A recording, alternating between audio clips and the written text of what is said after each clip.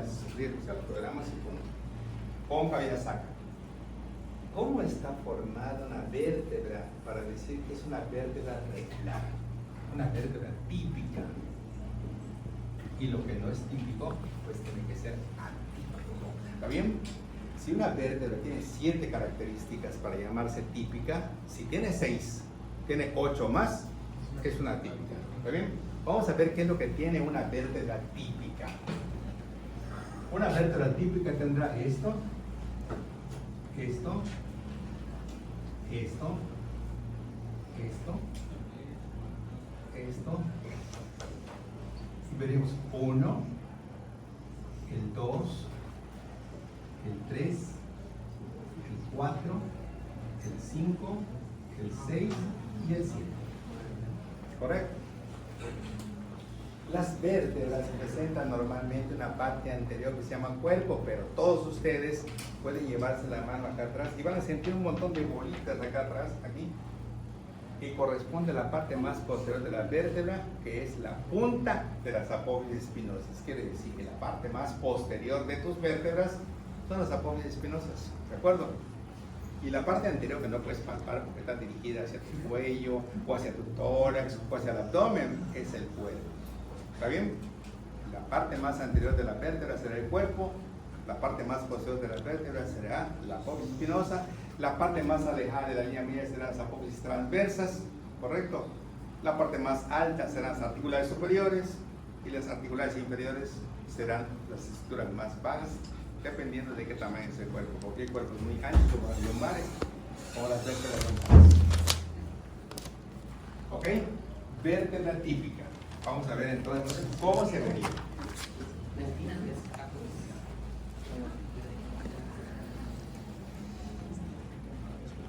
En una vértebra vamos a tener que la columna presenta esto, presenta esto, presenta esto y presenta esto. ¿De acuerdo? Un sujeto puesto en esta posición tiene una curvatura cervical, una dorsal, una lumbar y una sacrocoxígea. ¿De acuerdo? Pero este feto tiene una posición dentro del útero en posición de flexión. Esa es su posición normal. El bebé todo está contraído. Fíjense muy bien. El feto tiene esto, las interfalángicas flexionadas, estas metacarpofalángicas flexionadas, las metacarpianas también. Y luego aquí en la muñeca radiocarpiana también. Y luego el codo también. Y luego eso también. Y acá abajo lo mismo. Y el bebé está en una flexión y su columna tiene forma de una C, ¿correcto? De esta C que estamos viendo, cuando este bebé tenga 6 meses o 7 y esté en su corralito y con su cabecita así, empezará a formar su columna cervical. Pero cuando este bebé ya empieza a gatear y de pronto llega a un lugar donde se puede apoyar y empieza a tratar de levantarse, formará la columna lumbar. Y estas se llaman curvaturas secundarias, porque las primarias es en flexión, ¿correcto? ¿Cuántas curvaturas tiene la columna? 4, ¿sí? La columna la hago así, indicando que las vértebras cervicales tienen el cuerpo más pequeño y las vértebras lumbares tienen el cuerpo más grande, porque a menor, ¿verdad? O sea, más bajas, más peso tienen que soportar. Y las vértebras lumbares me recuerdan un árbol de la Navidad. O sea, aquí chiquititas y aquí las más grandes, ¿correcto? Las curvaturas sirven para amortiguar el peso que viene de arriba hacia abajo. Como cuando vamos, por ejemplo, de aquí a Campeche, en una carretera libre, que va toda derechita y la que tiene 1000 vueltas. Cada vez que tú quieras aumentar la velocidad, tendrás que frenar en una curvatura para amortiguar tu velocidad. Y cuando quieras arrancar, otra curva, y vas a tardar 1:40 acá y vas a tardar 2:30 del otro lado. ¿Por qué? Bueno, pues ir rápido, está lleno de curvas, tienes que ser más preciso al manejar. Curvatura cervical, curvatura dorsal, curvatura lumbar y sacrocoxígea. Con esta curvatura se pronuncia más en sentido posterior, pues es como Cuauhtémoc que jugaba así con su puntito aquí, tiene su se llama lordosis, se llama sifosis, o sea, una jorobita en la parte de acá, sifosis.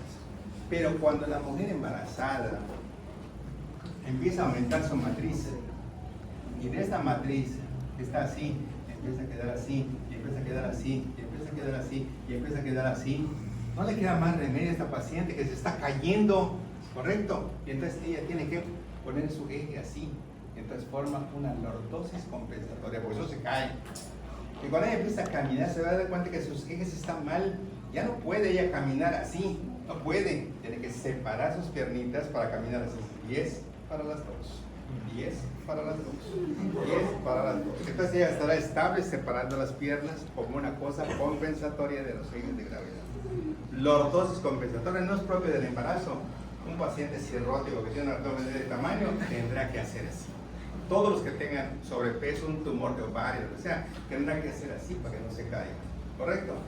Y cuando esta columna, que debe de estar aquí en la línea media, se va para acá, luego regresa, o se va para acá y luego regresa, si se va a la izquierda, se llama levoescoliosis, y si se va a la derecha, se llama dextroescoliosis.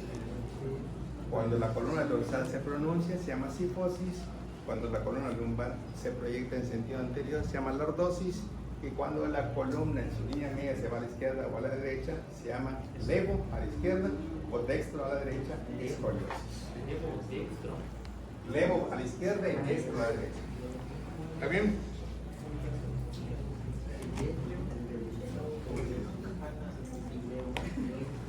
Si nosotros tenemos cuerpo, número 1. ¿Esto qué es? Pedículos, número 2. Láminas, número 3. Vamos a analizar cómo está el cuerpo, la cara anterior y la cara posterior. A ver, Alma, ¿cómo está el cuerpo? ¿Qué te llama la atención en el número 1? El cuerpo, su cara anterior y su cara posterior.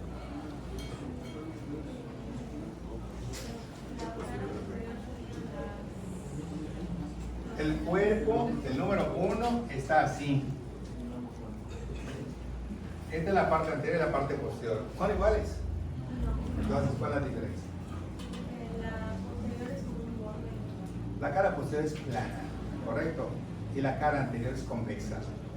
Si le invertimos, ¿qué va a pasar? Que la cara anterior sea plana y que la cara posterior sea convexa. ¿Qué va a pasar? ¿Vamos a ver qué va a pasar? ¿Ah? Por eso, si a esta estructura agarramos, por ejemplo, y ponemos aquí y ponemos acá, ¿qué va a pasar? En vez de que esté así, ¿qué va a pasar? ¿Cuál va a ser la repercusión? ¿Ah? No. Se va a comprimir la médula espinal. Claro, se va a meter al pequeño agujero vertebral donde está la médula espinal y se va a comprimir. Entonces tiene que ser plana o ligeramente cóncava para darle amplitud al canal medular. No puede ser convexa. ¿Está bien? Ok. Tiene una cara anterior que es convexa y tiene una cara posterior que es plana, de la cual sale el número 2. Sale esta estructura y sale esta estructura, y mi pregunta es, ¿de dónde se originan los pedículos? ¿Tu nombre lo sabes? Said. Sí. A ver, Said. Se origina de la parte posterior del cuerpo de la vértebra. Muy bien. En la parte media posterior, porque no en la lateral, en la parte media de la posterior. ¿Y cómo son?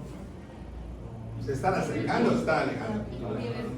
Entonces, los pedículos son dos pequeñas estructuras óseas que nacen de la cara posteromedial del cuerpo de la vértebra y se proyectan en sentido posterolateral en forma divergente, no convergente. ¿Está bien? Donde terminan ellas, aparece el número 3. ¿Qué es esto? Que se llaman láminas. Ellas se originan de la parte distal de los pedículos y ahora sí son convergentes, se dirigen en sentido posteromedial para cerrar el agujero medular. ¿Está bien? El número 1 se llama, el número 2, el número 3, lámina. En la unión de las láminas aparece la estructura más posterior que se llama apófise espinosa. Y en la unión de los pedículos con las láminas aparecen 3 cosas: transversa, articular, articular. Y ya tenemos 7 características de una vértebra típica. ¿Es correcto? ¿Cuál será de la vértebra su parte más anterior? El cuerpo. ¿Qué característica tendrá la cara posterior del cuerpo vertebral? Es plano.